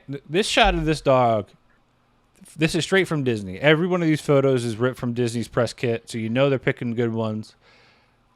Tell me that dog's not CGI. That's a beautiful dog. Oh, absolutely. That is not a real absolutely dog. CGI. You know what I'm saying? Well, the half of his face is absolutely CGI. I mean, that part, but the rest of them, gorgeous. He's got better hair than most people I know, including my baby. And she just got it. There's some golden retrievers that look like that normally. They're just out there strutting it, winking at you. Yeah. Permanently winking at you. Look up Tucker the golden retriever on Instagram. He looks just like that. I mean, Airbud was a stud as well. I get it. Airbud was absolutely a stud. I mean, just look at all the Air Buddies he ended up having in like the third one. That's right. Again, epic chase scene. Best scene in the show. Dude, this is by far the best scene because best scene in the show. Flipping his. Okay, so but by the way, Sam, I don't know if you're aware. In the comics, Hawkeye's deaf, right? He's hard of hearing or full on deaf. In the show, they kind of allude to that. He's got a hearing aid, and Kate Bishop asks, I didn't know you were deaf or hard of hearing. And she's like, how'd it happen? And then they do like a flash of all the massive explosions that he's been in over the past several years. Yeah. And it's like, no kidding. He can't hear. He's like constantly being around concussed sound, like with no protection. Like he's definitely going to lose his hearing. And even in the comic, my favorite little like side note that, if you know, is that Deadpool will always pull his mask up when he's in the room with Hawkeye because he knows he's deaf, so that he can read his lips while he's talking. And it's just a little bit of like nod to the character, like that Deadpool again, who breaks the fourth wall and is aware, and nobody ever really thinks about it. So there's all these other superheroes with masks on and shit. Like if Tony Stark is ever in the Iron Man suit talking, Barton has no clue what's going on. They're just getting orders and just moving along. But my favorite part here, and this is going to be, I don't want to give it away. I don't want to give it away too bad. Boop. My favorite bit here, and this is the last picture I think on the slide, is what happens with some of these arrows. And and you know what I'm talking about, on the bridge. Yeah, all the trick arrows are fucking awesome. Yeah. And then they didn't spoil any of it in the trailer, which was awesome. Yes. Her saying like, "Oh my god, what are these trick arrows?" And in the trailer, they kind of like, he's like, "No, what?" It's because he can't hear her. So in this scene, she's yelling at him, and he's just yelling back at her, and he has no idea she's saying anything. And she constantly is saying stuff. He's constantly saying stuff like just seconds later, and she's like, "Hey, we're finally communicating." It's like because he can't hear a thing she says. He's constantly being annoyed by her in the show, and it's wonderful. Even later on, when she's like, I need to get back to my apartment. That dog's been there all day, all cooped up. He's probably, it probably sucks." And like 2 minutes later, he's like, "Man, that dog's still at your apartment. We should probably get back there. He's been cooped up all day." I'm like, yes, I could listen to that back and forth all day long. But I digress. Having said that, I'm enjoying the show thus far. Episode 3, we're getting some reveals of some bigger characters. Swordsman being a big character involved with Kate Bishop's mom, and this kind of underground society. There's the Tracksuit Mafia that is being introduced. The leader of that group being Echo, who's got her own series coming out. Another deaf character, her ability is being able to echo or repeat any moves she sees, kind of like Taskmaster in Black Widow. And then her relationship to being the adopted daughter of Kingpin, which is kind of a big deal. And we know that we're hoping that Charlie Cox is going to be in No Way Home. So supposedly he's going to be in there. So we're kind of seeing this soft release of a season 4, a soft reboot of Daredevil, and I'm all about it. All right, I think I've said all my words. I mean, Still not Echo is 100% dope. sure what's coming. Echo is really cool. It's like the second character from Marvel that's deaf that is actually played by a deaf actress in this year. Lauren Ridloff plays Makari in Eternals, and she's deaf. The actress who plays Maya Lopez, Echo, is also deaf. And I mean, they're alluding to Kingpin, obviously. They calling Uncle. There's a shot that you see of Uncle like stroking the chin of young child Echo, and he's in a black suit, and you can see his cufflinks, and it looks just like D'Onofrio's Kingpin. The craziest thing was when he walked up, just the difference in foot cadence. We went from being soft steps everywhere to doof doof doof, kind of like a fucking dinosaur just walked in the room. Good shit. I really like this show. I know Mike loves this show because again, Mike loves Matt Fraction's Hawkeye, and we both love that comic. But I'm ready for one of the things that I've really liked about what Marvel's done over the last year since Endgame is that you kind of really have two stories being told, two storylines that are being kind of implemented. You have the on Earth kind of not realistic, but on Earth, very level-headed. This is what's going on post Endgame with some of the ancillary Avengers, and all of that is leading to Young Avengers, because you have Kate Bishop, who's a Young Avenger. You have Isaac Bradley in Falcon and the Winter Soldier, Yelena Belova in Black Widow. So all of that seems to be kind of building towards Young Avengers and the Thunderbolts. And then you have Cosmic Marvel that's happening right now with Eternals, with Shang-Chi, with Loki, with Spider-Man No Way Home, with WandaVision, where you're getting this multiverse and these kind of high-level events. And the first image of Kang the Conqueror from Ant-Man Quantumanium leaked today, where you kind of see the reflection of Kang inside of Ant-Man's mask, and he looks straight up from the comic book, which looks awesome. I'm ready to kick it into high gear. I'm really interested as to how this show is going to end out. Yelena is supposed to show up in the show from Black Widow, because at the end of Black Widow, Valentina Hydra showed Hawkeye's picture that Yelena was like, "Hey, this Yeah. dude killed your sister." Julie Louis Dreyfus just being, she's Yeah, basically Julie being Louis-Dreyfus. to the same character from Veep. Like she is Yep. the vice president just rolling What up. I'm sorry. What a good fucking show. I love V. I love Julie Louis Dreyfus just swearing like a sailor. Yes. It's Yes. so good. This is the second Seinfeld reference today. Besides, Yeah, it was Haley Steinfeld. George but- Costanza. Yeah. But no, Haley I Haley definitely. Steinfeld's great. I'm looking forward to the cosmic side of things. It was a Secret Invasion, Secret Invasion, and then Iron Wars. I mean, I think it's going to be a rapid fire next couple of years, but I think these smaller ancillaries are really what is going to be what. Thank you, Mike. Whatever. Contessa Valentina de Fontaine is her full name. But I'm excited about what these smaller ancillary characters are going to be able to do, because that's going to really keep Disney Plus in business. Like these Marvel series with these smaller actors. No offense to any of the actors in general, but like Jeremy seeing Renner has an app. God damn it! Put some respect on his name. Yeah. He was in one of the Bourne movies, for Christ's sake.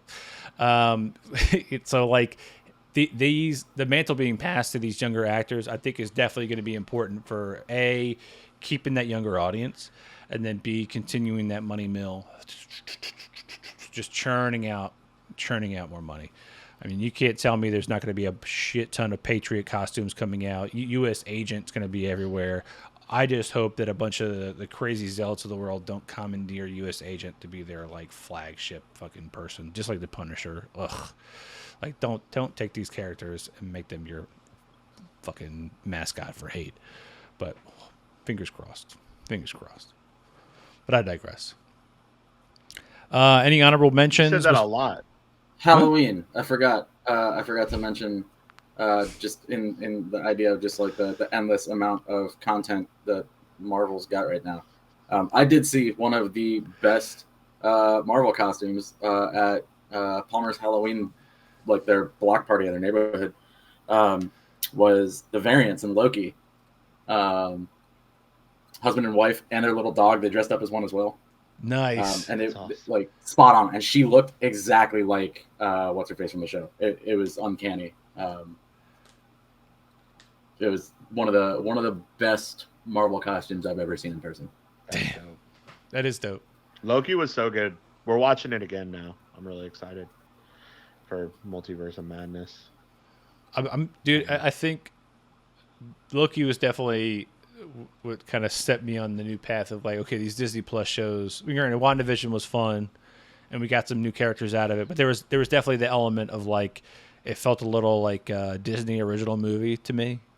Like especially that last episode, we're in the middle of a town square that clearly is like a backlot. Like that was like, oh, and now this time on Disney, we're gonna save the day from the Witch of the West. But like, Loki definitely set it apart with that bigger, grander scale. But one honorable mention that didn't go on 2 weeks ago episode, and I didn't even follow up with it. Tom, how was Ghostbusters? You said you were going to go see it in theaters. How was it? I didn't get to go see it. Did you see that deep breath? Your whole body. I was so mad. Dude, I can feel your disappointment. I was really fucking pissed about it. Ashley and I bought tickets. We had really great seats. A bunch of shit blew up at work that morning, and I was at work until like 7:00 at night. And our movie was at 4. I was super bummed. I really want to see it, so I'm hoping we don't have much going on this weekend. I'm hoping maybe tomorrow night, if there's a showing coming, that we'll do that. And we booked, and we did like the same time for Spider-Man. And Ashley was like, "Yeah, like that shit can't happen for Spider-Man. Like you have to be off to go watch that." And yeah, I was really, really bummed that we couldn't see it. So I really want to, because I've heard it's awesome. I heard there's like just enough fan service in the movie, but like it's like building. It's like starting to build that back up again. So like, and Paul Rudd, like I think Paul Rudd is the anti Ryan Reynolds, where like Paul Rudd is beautiful and funny, but he could also act. Like that's true. Like Ryan Reynolds is beautiful and funny, and he can't really act. But like Paul Rudd has like range, like a lot of range. In the very bizarre off chance that Ryan Reynolds ever stumbles across this episode, I want it known. We like your I want it gin. known that I don't think none of us dislike you. We all think you're a wonderful human being. If you made it this far, let us try to mend any fences we might have just shit If on. you haven't just immediately called your attorneys to have us all summarily sued into the fucking ground. I mean, I'm pretty sure end of the day, really do like we Ryan don't Reynolds. hit the radar for him at all as far as like He's making not a like dent Chris in his Pratt. Like ego. I genuinely don't like Chris Pratt. Like Yeah, I I gotta say I'm right there with you, man. I liked Chris Pratt a lot more before the whole split up with Anna Faris. He went like super nutso kind of thing yeah. and into a weirdo. I'm ready for him to be like done with Guardians of the Galaxy because I like the Guardians of the Galaxy. Like I'm ready for him and Bautista to leave. To be honest, like him, Bautista, maybe like Bradley Cooper, Rocket Raccoon. Like hopefully like Adam Warlock comes in and Will Poulter like is like I'm the new guy. I don't like Chris Pratt. I'm sorry. I like Chris Pratt in Parks and Rec. Yeah, I like his work. I thought he was great. I like his work. The minute he got a platform and used it to talk, I was like, no, don't. I don't do well you with talked people about shoving their what you were. religion down my throat either. That's what I'm saying, dude. That's what I'm saying. I don't do well with that. I mean, practice what you want. Like, we have a guy who's Jewish on the show right now. Yeah, I love you for it. Like, Not just because of it.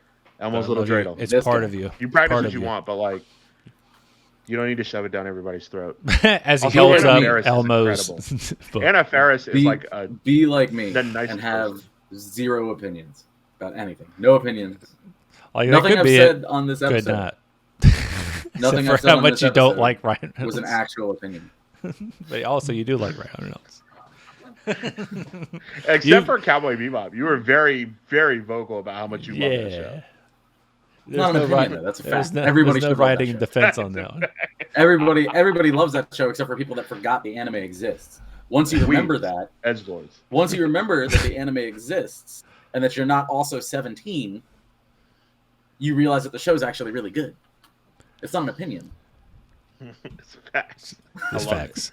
My favorite thing is much. my favorite little quote is like when people go, "Oh man, you hold a grudge." I'm like, man, I'm not holding a grudge. I'm just remembering facts. It's my favorite comeback ever. It's like, oh, you gotta let that go, man. You gotta hold on a grudge. I can't let go of facts. These are just things that took place. But Mike Mahaffey's gonna start saying that to me all the time because I say that to him all the time. Like, dude, you gotta let shit go. And he's like, nah. I can't let go of the truth. Fuck it. Let it burn. May the bridges I burn light my way. Oh man. But no, I think that's a pretty good place to stop. We hit up a little bit of bonus round there, the Ghostbusters. I'm having a good time. I hope you guys had a good time too. Thanks everybody as always for watching episode 24. You can find us on social. Sam, thank you for joining us. Happy Hanukkah, man. I know you got a couple more days of those candles. Do you celebrate getting gifts each day, or do you Christmas cut, where you get like gifts every day plus you get Christmas Day? Like where do you fall? No, it's shit. Even as a kid, I think the gifts every day thing ended when I was like 11, and then we were just like, hey, it's sometime near Christmas. There you go. It's like my mom was always really good about doing like the first 2 days, and then like the last day or whatever day was closest to Christmas. Nice. There you go. She'd be like, all right, here's everything. That's awesome. But like the first 2 days was like, here's like $5 and like a little bag of chocolate coins or some shit. There you go. I mean, it makes it a little special. Yeah. It's a little something. Yeah. But no, that's awesome. I again, thank you for joining the show. You're not even a special guest. You're just a wonderful guest. You're not just a fan of the show. You're a part of the show, in my opinion. You're part of the lexicon. So thanks as always for being here. Thank you for the faithful in the chat. Hey, Oshan, Mike, whatever. The guy from Albania on YouTube chat, which was kind of cool. The champion. International, dropping porn questions as well as dropping some animated comedies from Albania. I guess we're going to have to watch now. Thanks for that. But as always, see you next time. Peace.